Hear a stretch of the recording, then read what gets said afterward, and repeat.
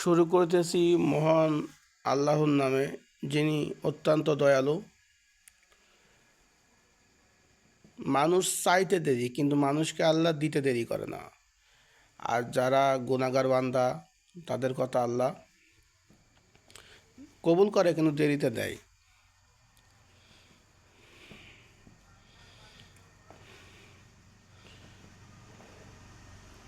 আমি ছোট্টকালের ঘটনা, আমার ছোট্টকালের কিছু ইতিহাস আমার এখনও মনে আছে। আমি ছোটোকাল থেকে না অনেক কষ্ট করে বড় হয়েছি। আমার মা আমার অনেক কষ্ট করে বড় করছে। আমার আমার নানা বাড়ি ছিল যশোর, না সরি, আমার নানা বাড়ি ছিল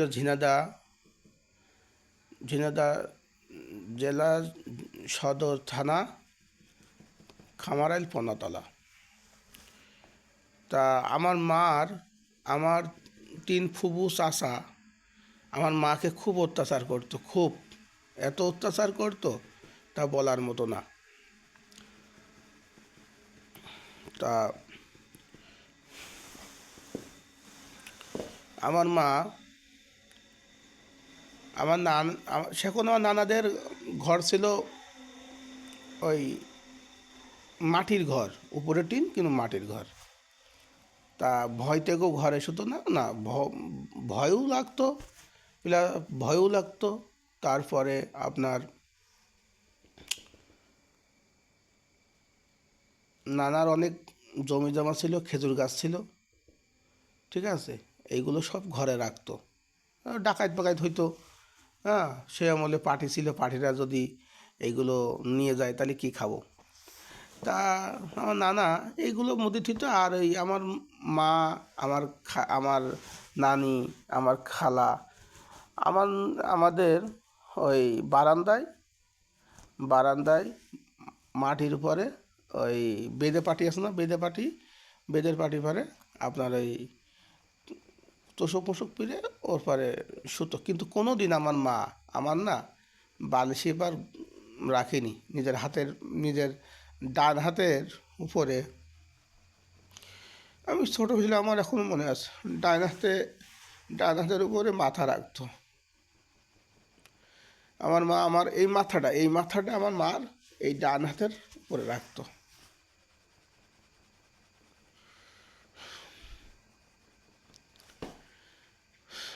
আস্তে আস্তে বড় হই। আমার মা ভাবলো যে যদি আমি এই ঝিনাইদহে থাকি, খামারাইল থাকি, হ্যাঁ, তাহলে আমার এই 2টো ছেলে মানুষ হবে না, খারাপ বানায় ফেলবে। এই জন্যই আমার মা আমাদের 2 ভাই নিয়ে চলে গেল দাদা বাড়িতে যেয়ে সেখানে উপরে টিন চাটার ঘর, ঠিক আছে, পাশে পুকুরে যখন পানি হতো আমি খুব দেখতাম। পুকুরে যখন পানি হতো আমি দেখতাম যে পুকুরের পানি আমাদের ঘরের মানে খাটের খাটের পায়া পর্যন্ত যে পৌঁছাতো, তা আমার বড় ভাই আর আমি একসাথে ঘুমাতাম। আর ছোটোকালে আমি খুব ভয় পেতাম। ভয় পালি হয় মার কোলে মধ্যে শোবো, নয় ভাইয়ার কোলে মধ্যে শোবো। আর সেই ছেলেটা এখন রাতে একা ডিউটি দিচ্ছে, একটা বাংলোয় একা ডিউটি দেয়। এর নাম হচ্ছে কর্ম। তা আমার বাবা কোনো কাজকর্ম করতো না, ওই ছোটোকাল থেকে আমার আব্বুরে আমার দাদিরা ওই বাড়ি রাখতো না। ওই ভাই বোনি মারামারি করতো, বেশি দূরকে তাড়াই দিত। তা আমার বাবা ঠিক খায়। ওই আমাদের গ্রামে ওনার আছে বড় মিয়ার বাপের দেখাশুনো করতো, ওখানে থাকতো, ওখানে খাইতো, আমাদের কথা ভাবতো না। তা আমার নানা চিড়ে দিত, গুড় দিত, যাই দিত তাই খেয়ে আমরা বেঁচে থাকতাম।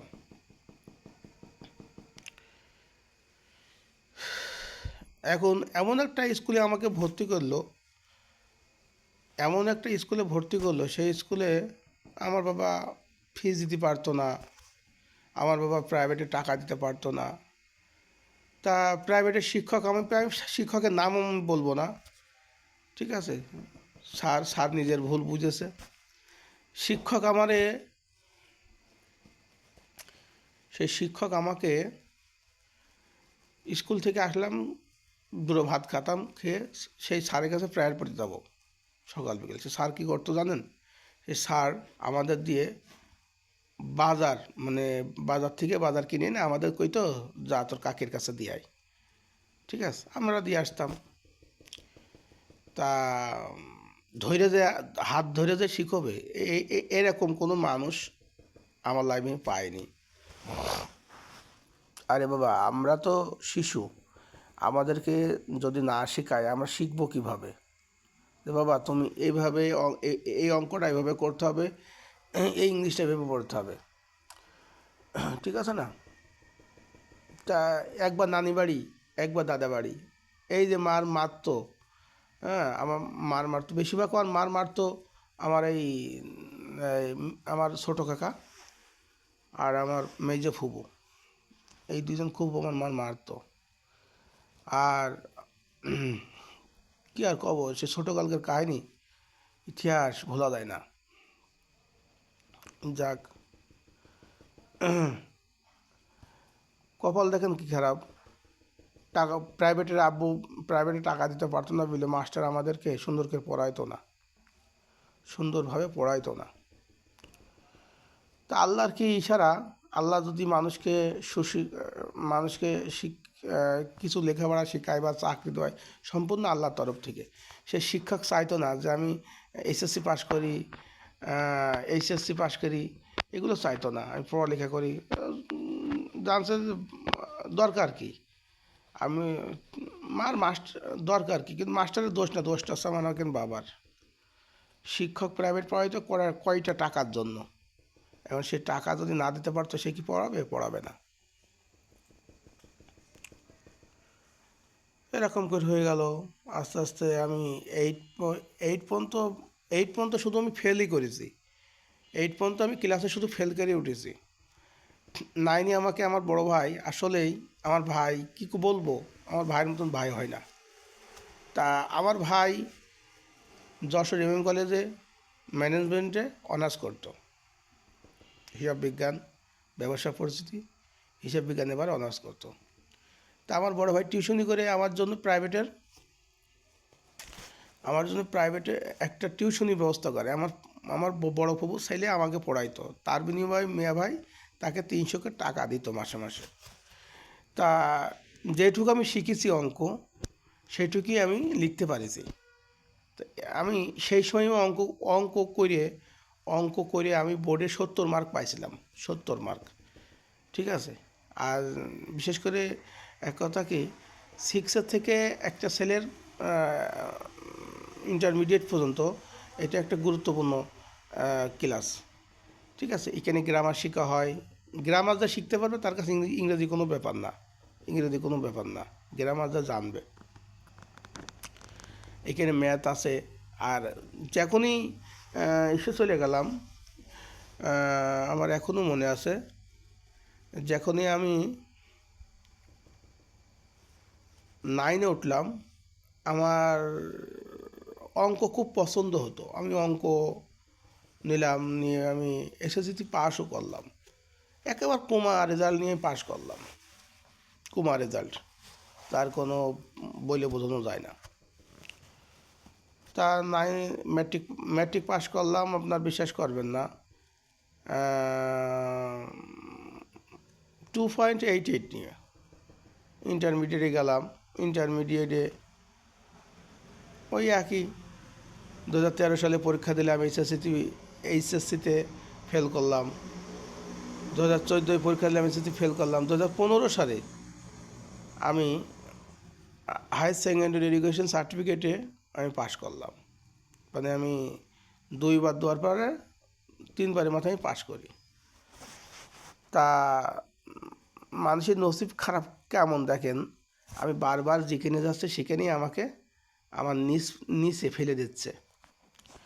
আমার ফর্ম তোলা হলো অনলাইনে দুইটা কলেজে, তো দুইটা কলেজের মধ্যে একটা কলেজ অ্যাকসেপ্ট করে আমার ওই রেজাল্টে কি হয় 2.88 কি অনার্স পড়া যায়।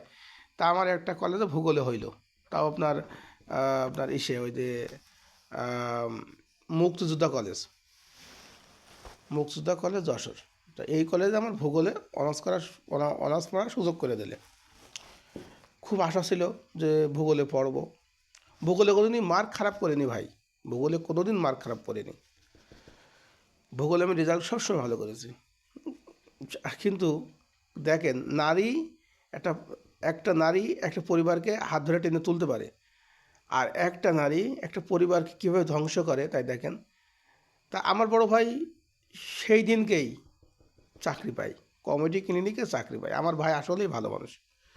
তা আমার ভাই ম্যাচে থাকতো, খাতি পারতো না ভাই। আমার ভাইটা কেন কিনে ঘেনা হতো। কখন টিউশনিতে তাকে একটু খাবার দেবে, টিউশনিতে তাকে একটু নাস্তা দিবে, সেই নাস্তা খেয়ে সে রাত পার করতো। তো এইভাবে করতে করতে সে চাকরি পরীক্ষা দেয়। প্রথম চাকরিটা আসলেই আমাদের পরিবারটা আমলিক, আমরা দুই ভাই আমলিক না করাই বেটার। তা আমার বড় ভাই প্রথমে হেলথে পরীক্ষা দেয় ফিল্ড কর্মী হিসাবে। সেখানে আমার বড় ভাই মানে ফার্স্ট হয়, এক কথা চৌগাছার বুকি ফার্স্ট হয়, যশোরের বুকি ফার্স্ট হয়। তা আমার আমার বাপের টাকা ছিল না বলে ওই চাকরিটা, হ্যাঁ, হেলথ রিপোর্টার দিয়ে দেয়। মাত্র 3 লক্ষ টাকার ঘুষ। আওয়ামী লীগের সভাপতি এস এম হাবিবুর রহমান 3 লক্ষ টাকা নিয়ে এই চাকরিটা তাকে দিয়ে দেয়। অথচ ভাই ভাই আমার মিয়া ভাই সর্বোচ্চ মার্ক পাইছিল। আমার মিয়া ভাই বাড়ি আসলো, এসে আমার আব্বুরে বললো, তুমি কেন আমলিক করো? আজকে জানো তোমার আমলিকরা আমার চাকরি নষ্ট করে দিছে। তা একটা কথা কি, ও রিজিক আল্লাহ যদি না লেখে সেখানে হয় না, এটা তো আমরা বিশ্বাস করি না। ঠিক আছে, আর ভালো মেধা হলেও হয় না। ঠিক আছে, আমার ভাই যেদিনকে চাকরি পেল সেদিনকেই আমার ভাই চুরি করে বিয়ে করলো। চুরি করে কী করলো, বিয়ে করলো। কিন্তু সে বিয়ে করে ঠকিনি, সে জিতেছে। তা একটা ফ্যামিলিতে যখন একটা বড় ছেলে কেউ কোনো আয়ের পথ থাকে না, সে বড় ছেলে যদি বিবাহ করে তাহলে সে ফ্যামিলিটা কী হয় জানেন, ধ্বংস হয়ে যায়। তা আমার ভাই আমার ভাবির কথা বিয়ে করলো, করে সংসার হয়ে গেল আলাদা। সংসার হয়ে গেল আলাদা, আলাদা হয়ে গেলে ভাই কী যে কষ্ট ভাই। আমার লেখাপড়া চলে গেল। আমি আমার বাড়ির পরিবার মুখ তাকিয়ে আমি চলে গেলাম কনে, ফরিদপুর গ্রামীণ ফোন সুয়েজ চণ্ডীপুর, ঠিক আছে, আকিজ পাইপের পাশে। সেখানে আমি 1 বছর 4 মাস অরিয়ন সিকিউরিটি সার্ভিস লিমিটেডে আমি চাকরি করি। এবারে আমাকে সিম্পল ডিগ্রি ভর্তি করে দেয় আমার বড় ভাই কলেজে। তা ভাই সারা রাত জেগে ডিউটি করে এসে যখন ঘুমাই সেখন কোনো কিছুই মন থাকে না। তা ওখান থেকে ডিগ্রির পরীক্ষা দিয়েছে, বইটাই পড়ছি, মানে এক কথা কি হতাশাগ্রস্ত, সবসময় হতাশাগ্রস্ত। কোনো কাজ আমি ধরে রাখতে পারিনি। তা সব কাজ করেছি ভাই, বিশ্বাস করবেন না, ধান কাটা কাজ, হ্যাঁ, রাজমিস্ত্রি কাজ, সিকিউরিটি চাকরি, এই যে এখনও সিকিউরিটি চাকরি করছি, সেখনও সিকিউরিটি চাকরি করতাম। তা 1 বছর 4 মাস সিকিউরিটি চাকরি করার পরে স্থানীয় একটা লোকের সাথে খুব বন্ধুত্ব হয়। ঠিক আছে, তা উনি আমার খুব ভালোবাসতো। তা স্থানীয় পোলাপান চাকরি করতো, আমার লাথি মারতো। মাসুদ মাসুদুর রহমান মিলে আমাকে লাথি মারতো।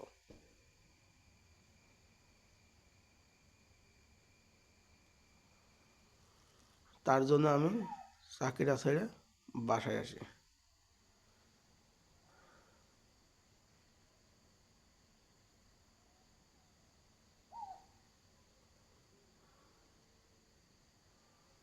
সেই আমি যেখানে এখন বর্তমান চাকরি করছি এখানে আমার নানি বাড়ি। তা কেউ আমার ফোন দিয়ে খোঁজও নেয় না যে আমি আছি কি না, তার কারণে আমি গরিব মানুষ। তাই আমাকে কেউ খোঁজ নেয় না। তা মাঝে মধ্যেই আমার এক খালা আছে, বড় খালা। তা আমি তাকে দেখতে যাই। আমার আমার এখনও মনে আছে, আমার বড় খালা কোনো দিন আমারে না খাওয়াই পাঠায়নি, তা আমার খালা খাওয়াই দাওয়াই আমারে পাঠাই দেয়। আমার খালা অনেক ভালো মানুষ, অনেক অসুস্থ। তা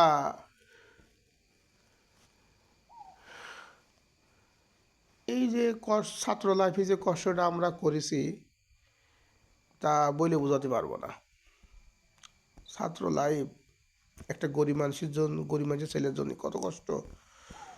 যদি মেধা থাকে আর সে মেধাটা যদি কাজে লাগায়, সে গরিব মানুষের ছেলেটা উঠে মানে সে উঠে যাবে। আর যদি মনে করেন সে মেধাটা কাজে না লাগায়, তাহলে সে আদৌ সম্ভব না। তার কারণ তার বাপ মাঠে জমি নেই, তার বাপ কিছু টাকা ইনকাম করে গোছায় রেখে যায়নি, সঞ্চয় করে যায়নি।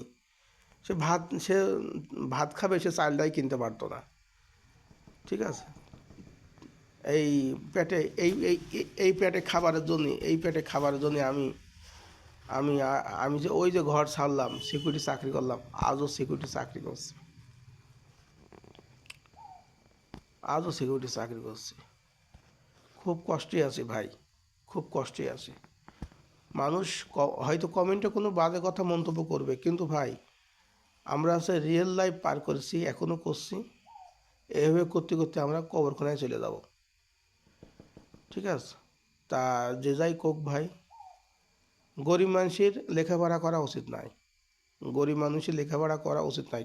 কিন্তু প্রত্যেকটা পুরুষের নারীর চাহিদা থাকে, কিন্তু আমরা আমাদের ওইভাবে গড়ে ওঠায়নি। আমি যেই সময়টা লেখাপড়া করেছি, আমার ব্যাচের একটা ছেলে সেই সময়টায় সে পড়ে আজকে ম্যাজিস্ট্রেট। তা শুধু একটা কথাই মনে পড়ে যে আমি হাড়ির ভাত ইনকাম করতে যাই, আজকে আমার লাইফ ধ্বংস। হ্যাঁ, এখন আমি আমার মার মুখে হাসিও আমি ফুটাতে পারছি না, ঠিক আছে। এখন এই শীতে থাকার মতন আমার ছেলেটার একটা ঘর নেই, তাহলে কি কষ্ট আমার, সে উপর আল্লাহই জানে আর আমি নিজেই জানি। ভালো থাকবেন সবাই, আসসালামু আলাইকুম। আর চেষ্টা করবেন সবাই নামাজ পড়ার জন্য। নামাজের মধ্যে আল্লাহর কাছে ক্ষমা চেয়ে তোবা করবেন আর আল্লাহর পথে ফিরে যাবেন।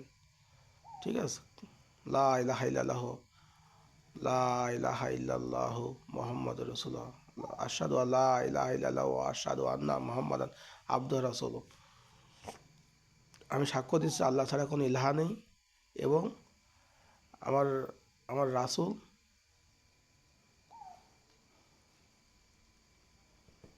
এক, এবং তিনি আল্লাহর প্রেরিত রাসূল। লা ইলাহা ইল্লাল্লাহু, লা ইলাহা ইল্লাল্লাহু মুহাম্মাদুর রাসূলুল্লাহ, লা ইলাহা ইল্লাল্লাহু মুহাম্মাদুর রাসূলুল্লাহ, আশহাদু আল্লা ইলাহা ইল্লাল্লাহু ওয়া আশহাদু আন্না রাসূলুল্লাহ। ভাই নামাজ পড়েন, ভাই নামাজ পড়েন, এতে জীবন সব শেষ হয়ে যাবে ভাই, নামাজ পড়েন।